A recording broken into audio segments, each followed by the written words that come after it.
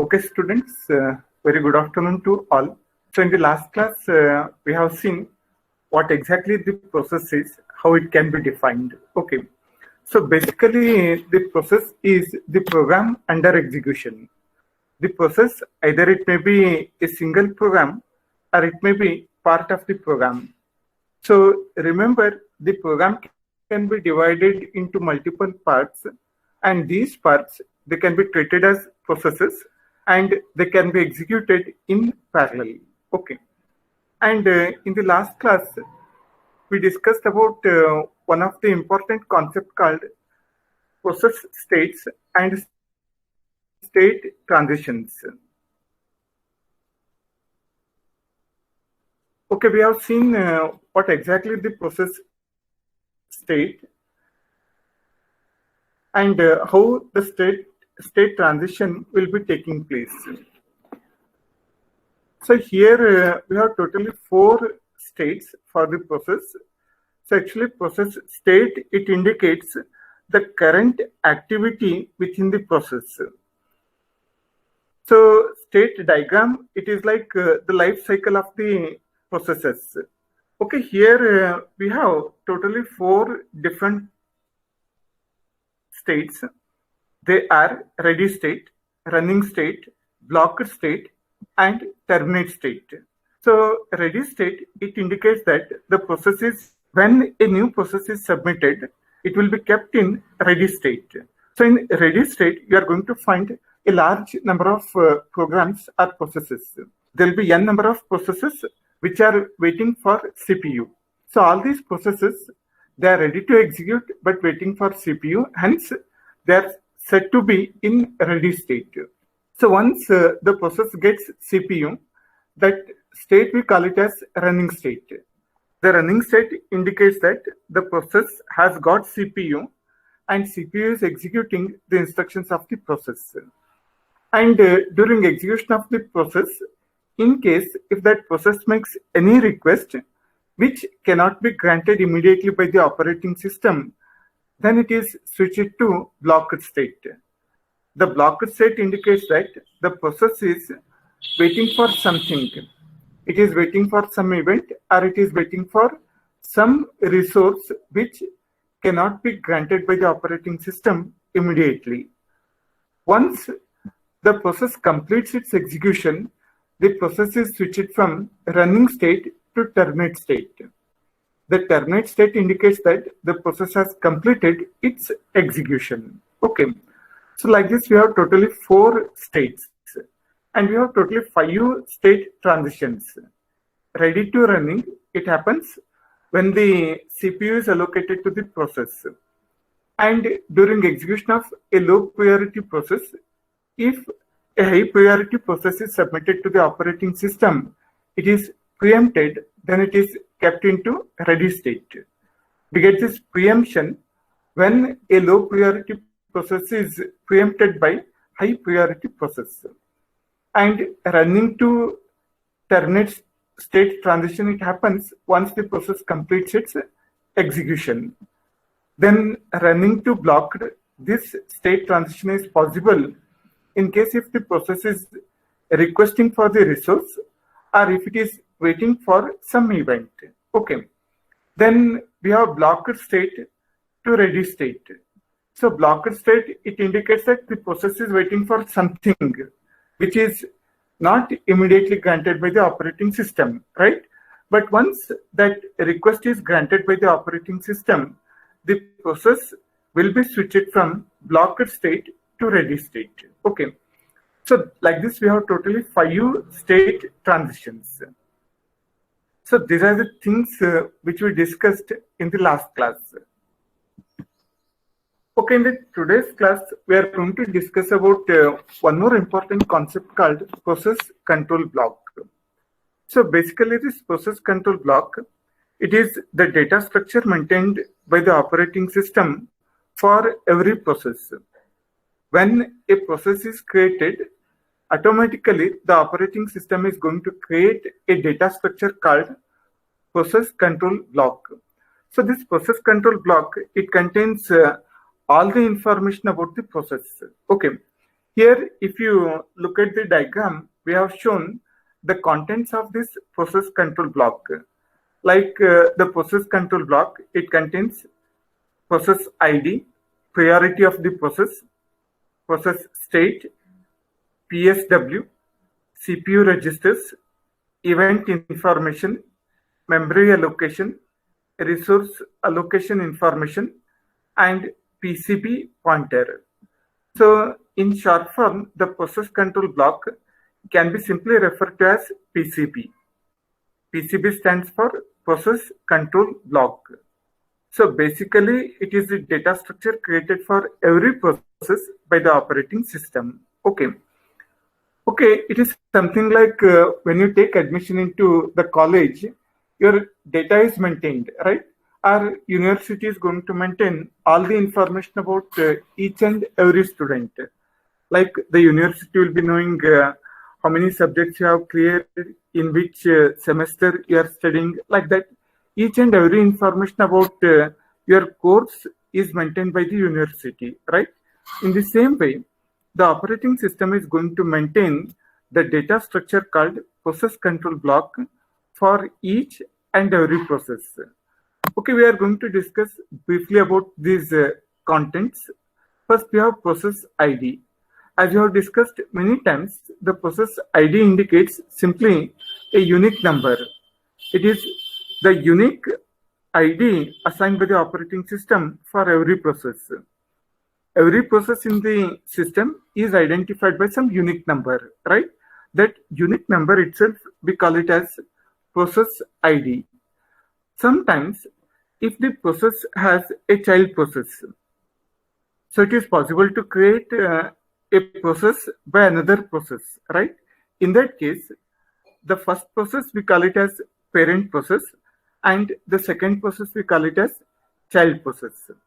So if the process is parent process, it also contains ID of the child process. The next we have priority.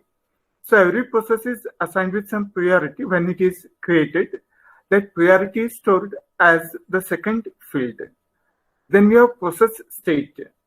So already we have discussed that there are 4 process states. So that every process will be in one of the state, right? This process state, it contains the information regarding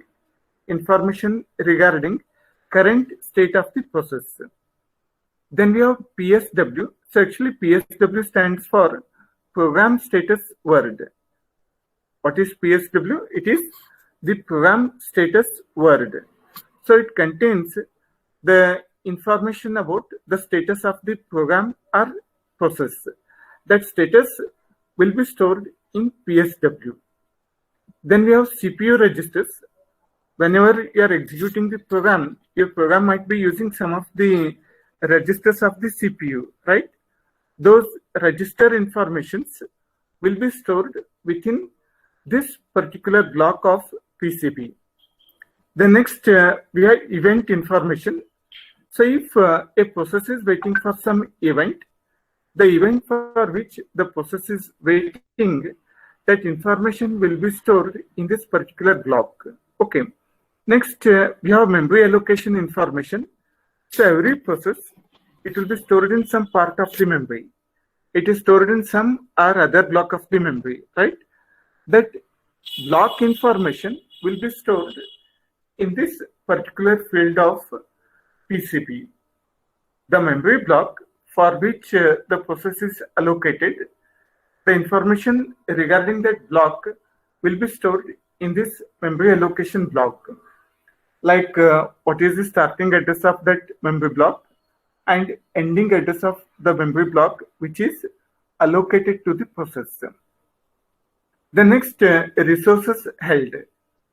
So every time when the process is under execution, it might be using some of the resources of the computer. Okay. So that resource which are already being used by the process, which are held or which are reserved for that process, will be stored in this block. The next we have PCB pointer. So already I told PCB stands for process control block. Can you tell me what exactly pointer means? Probably you might have studied in C language. What is pointer? Anyone? Have you studied pointers and structures in C language?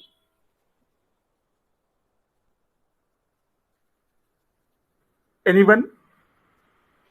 Okay, no problem. So basically pointer, it is nothing but the address. Okay. The pointer, it holds address. So PCB pointer means it holds address of next PCB. Assume that you have totally 5 process control blocks, right? You have 5 processes. For each of the process, a control block is assigned, right?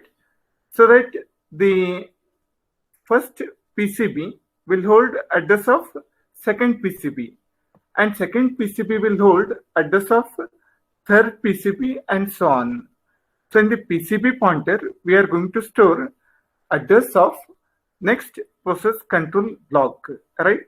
So these are the contents we are going to find in process control block. Students, this is one of the important topics from examination point of view.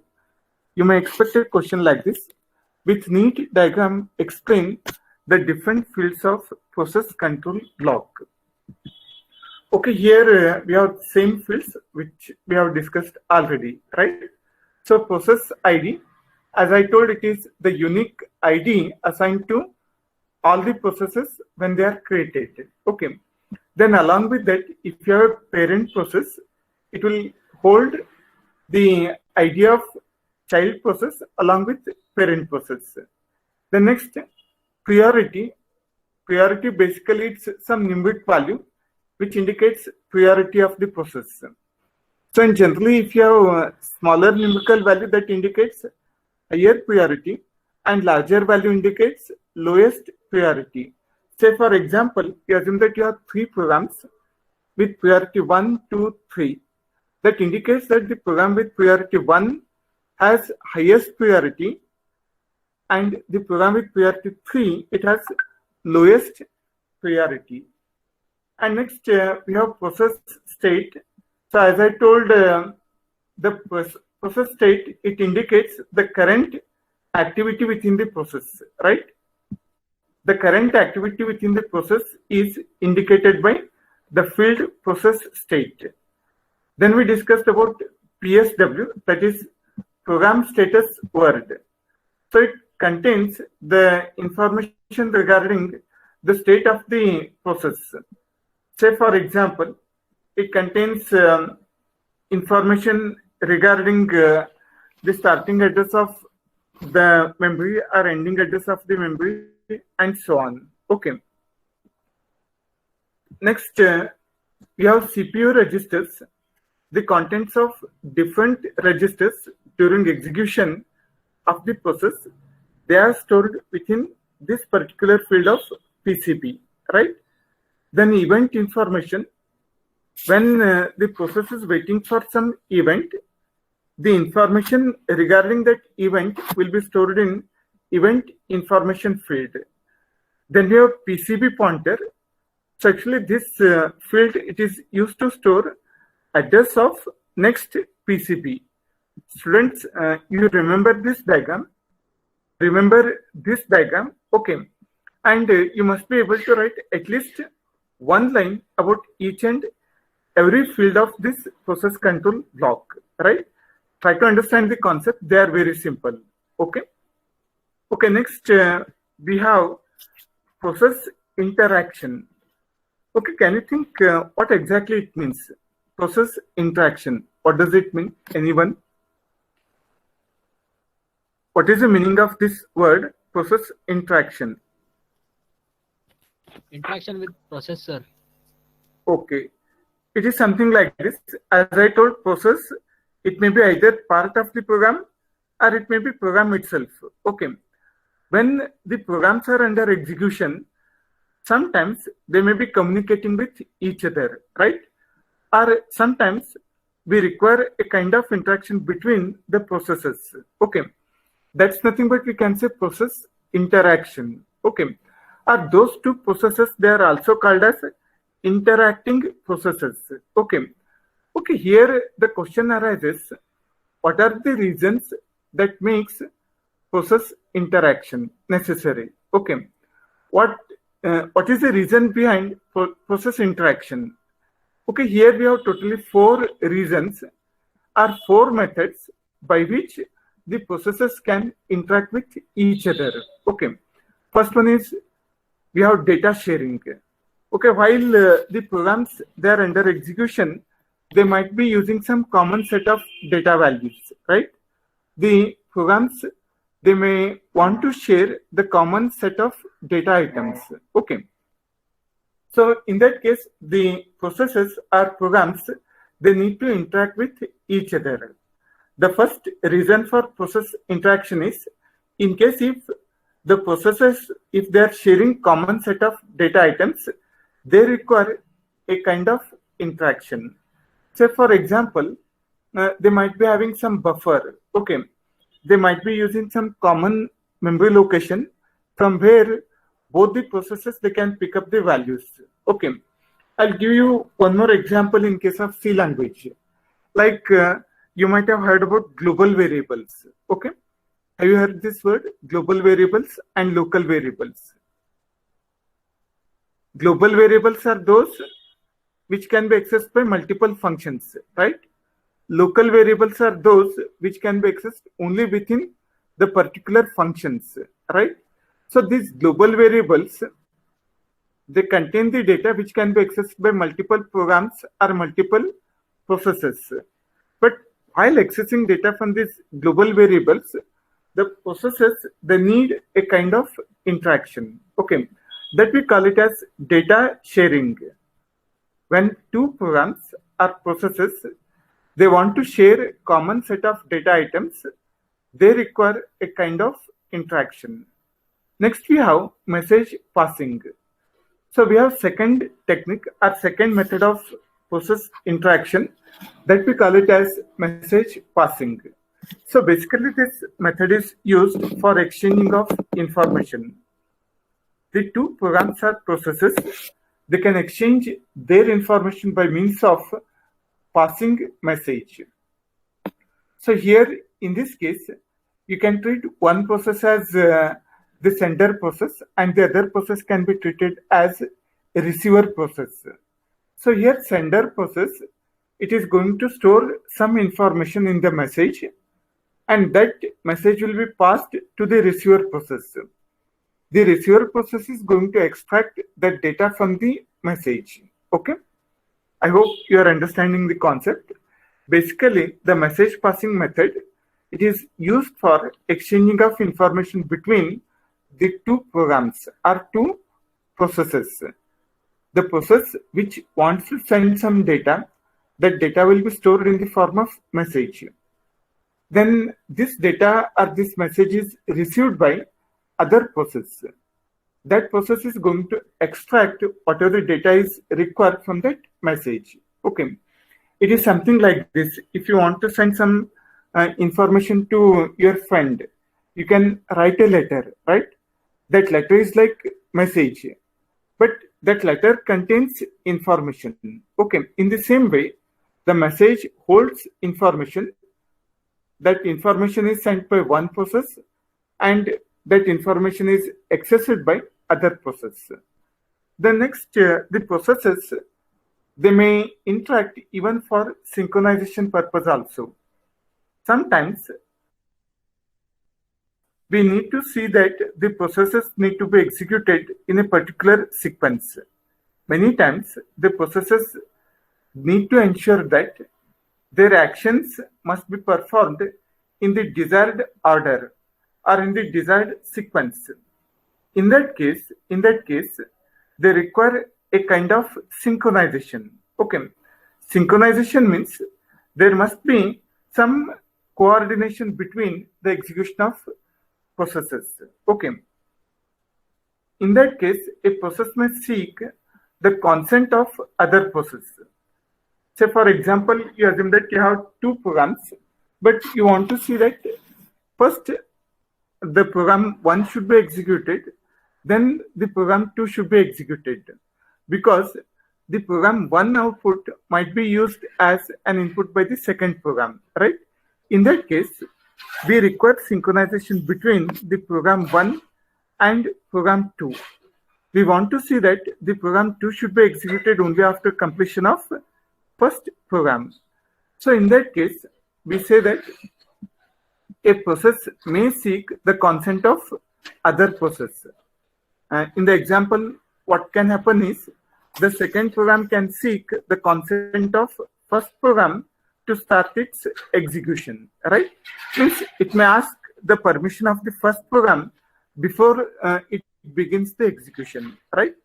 And many times the processes, they need to interact with each other to convey some exceptional conditions and also to send some alarms.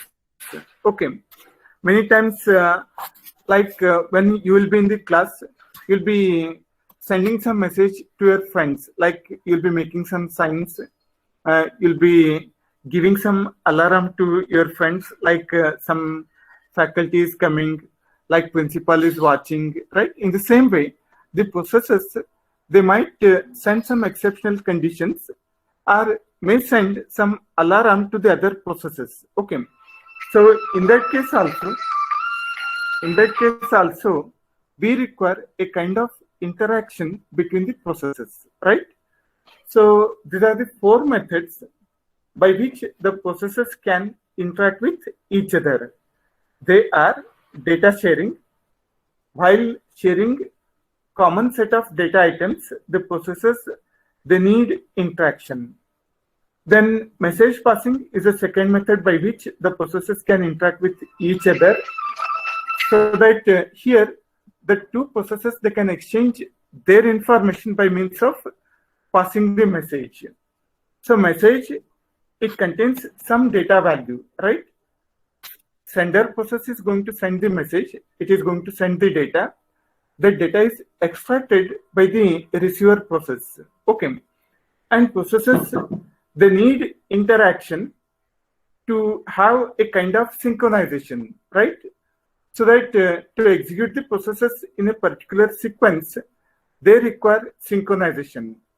A process may seek permission of other process to have synchronization, right? Then the last one is the processes, they may communicate with each other to convey some exceptional conditions and also the alarm signals. Okay. So these are called 4 methods of process interaction. Okay. Okay, students, along with this, I would like to discuss one more important concept called parallelism and concurrency. I think you have heard this word. Can anyone tell what is parallelism? What do you mean by parallel execution of the programs and when it is possible? Anyone?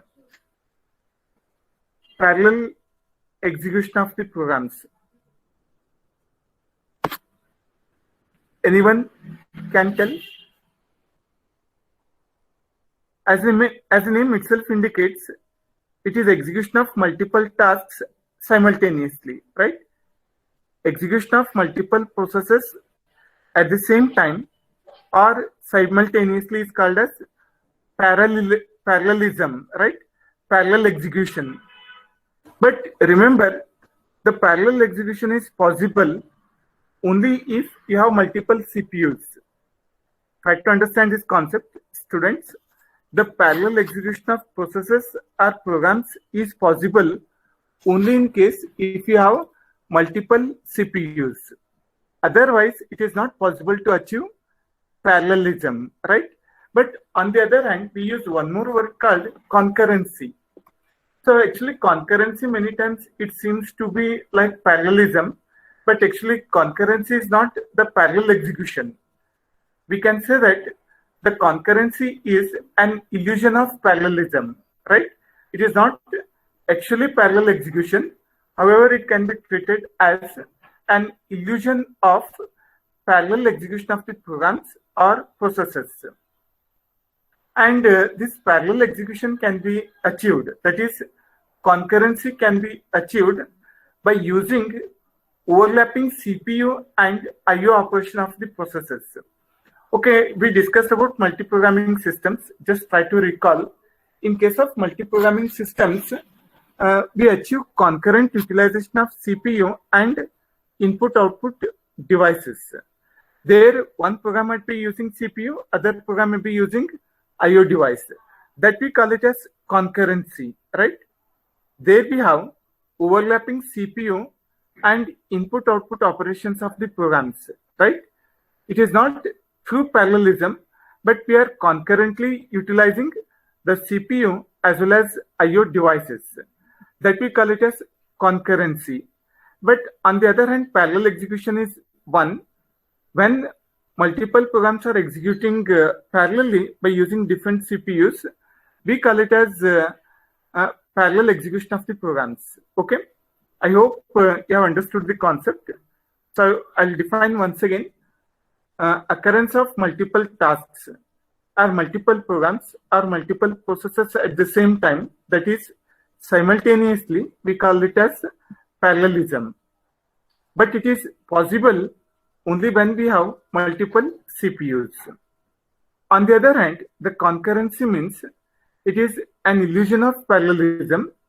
It is achieved by having concurrent utilization of CPU and I/O devices, input-output devices.